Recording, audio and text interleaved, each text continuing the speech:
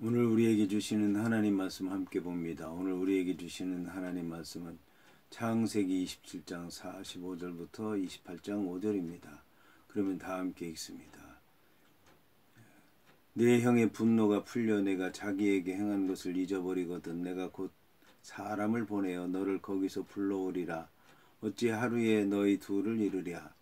리브가가 이삭에게 이르되 내가 햇사람의 딸들로 말미암아 내 삶이 싫어졌거늘 야곱이 만일 이 땅의 딸들 곧 그들과 같은 햇사람의 딸들 중에서 아내를 맞이하면 내 삶이 내게 무슨 재미가 있으리이까. 이삭이 야곱을 불러 그에게 축복하고 또 당부하여 이르되 너는 가나안 사람의 딸들 중에서 아내를 맞이하지 말고 일어나 밧단 아람으로 가서 내 외조부 부두엘의 집에 이르러 거기서 내 외삼촌 라반의 딸들 중에서 아내를 맞이하라.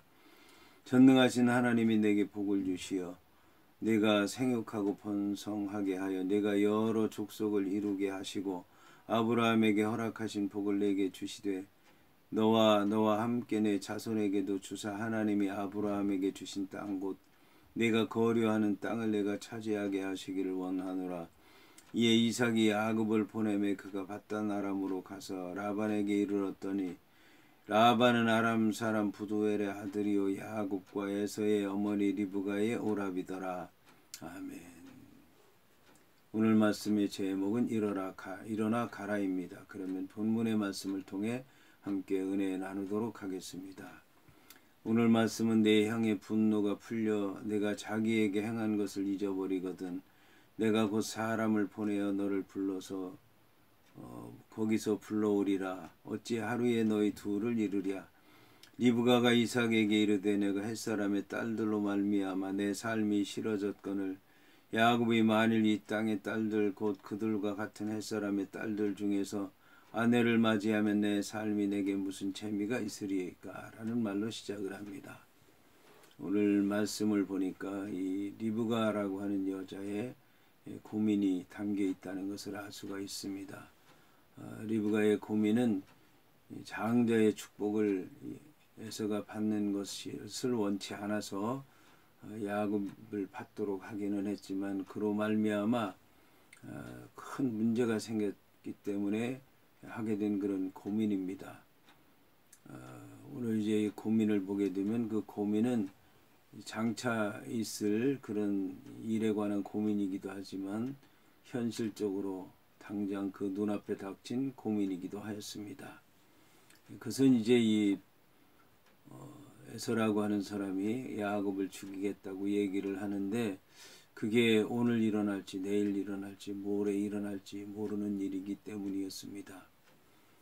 물론 이제 이후에 그 이삭이라고 하는 사람은 수십 년 더 살기는 하지만 사람의 목숨이라고 하는 걸 사람이 알 수 없기 때문에 하루하루 매일같이 한순간도 걱정하지 않고 지낼 수 없게 되었습니다.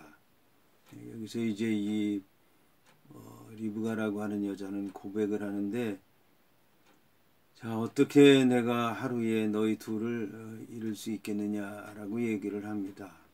그러나 이제 이 리브가가 하는 얘기를 세상적으로 얘기를 하면 사실은 아닙니다. 왜냐하면 이 에서라고 하는 사람이 야곱을 죽인다 하더라도 야곱만 죽게 되는 것이지 에서라고 하는 사람은 죽지 않기 때문에 그렇습니다. 하지만 이것은 이제 아무리 세상적으로 사실이라 할지라도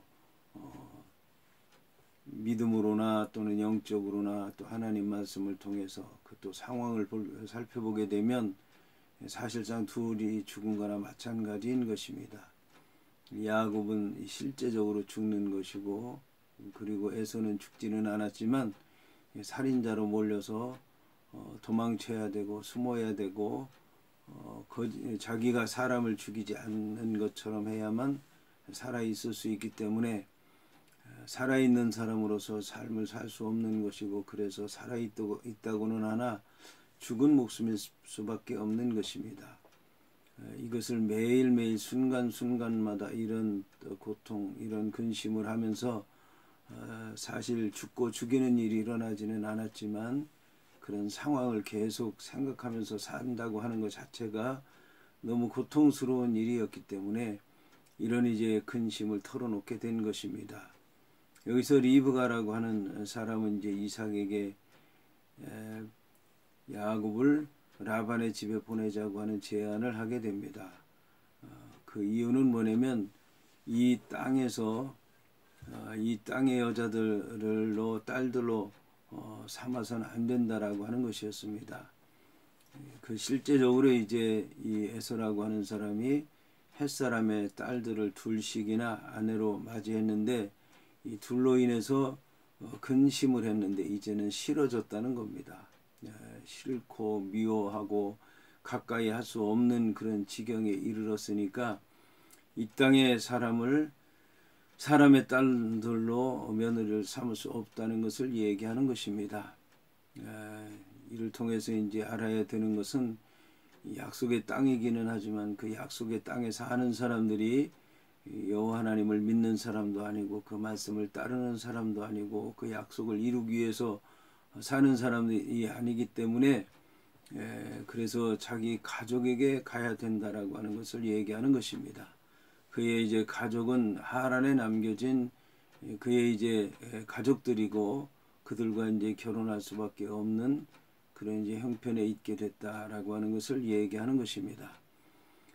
여기서 이제 이 리브가라고 하는 여자의 그 고민이 또 고스란히 잠겨져 있는 이 얘기가 있는데 그것은 야곱이라고 하는 사람이 외삼촌의 집에 가서 며칠 만에 돌아오기를 바라는 마음, 또 그 에서가 불같은 성질이지만 장자 축복 때문에 지금 동생을 죽이려고 하지만 그러나 그것이 빨리 풀렸으면 하는 마음, 그리고 가서 이제 아내를 데려왔으면 하는 마음, 이런 마음들이 있는데 이제 이런 모든 일들이 사실은 한순간에 며칠 만에 당장에 이루어질 수 없는 것이라고 하는 사실입니다.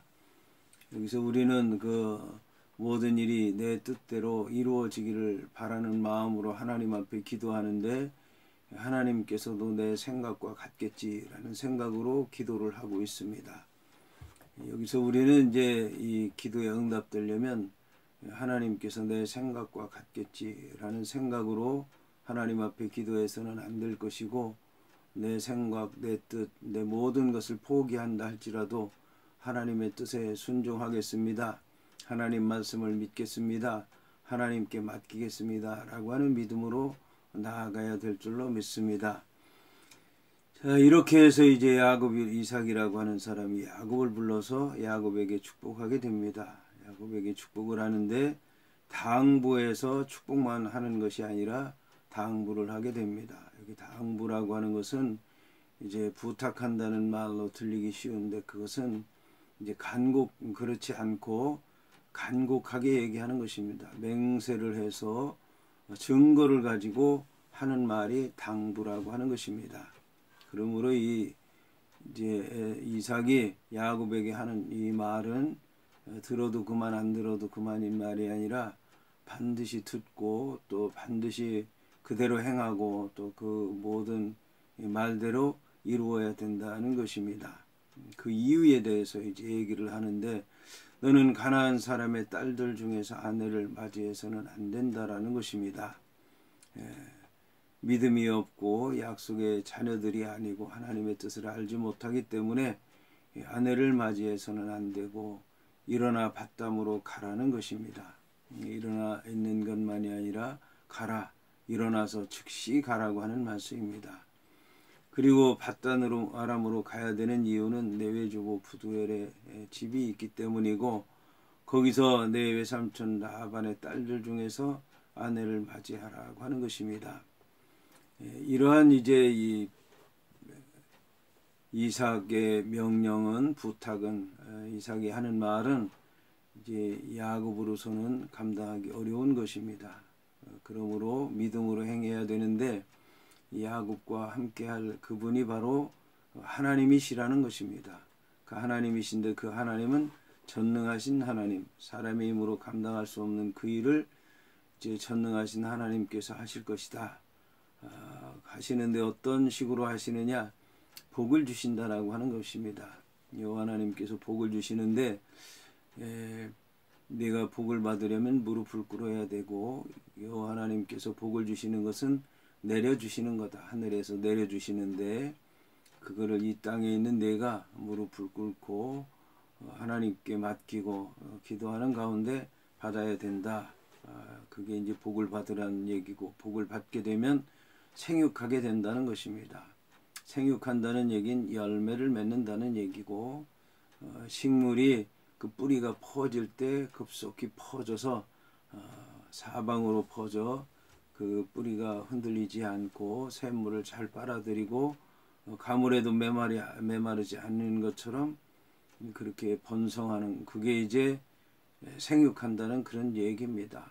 새끼를 낳을 때 건강한 새끼를 낳아서 그 새끼가 팔팔 뛰어서 사방으로 돌아다니는 그런 것이 이제 생육이라는 것이고, 번성한다라고 하는 얘기는 그 숫자가 많아지는 것입니다. 점점 많아진다.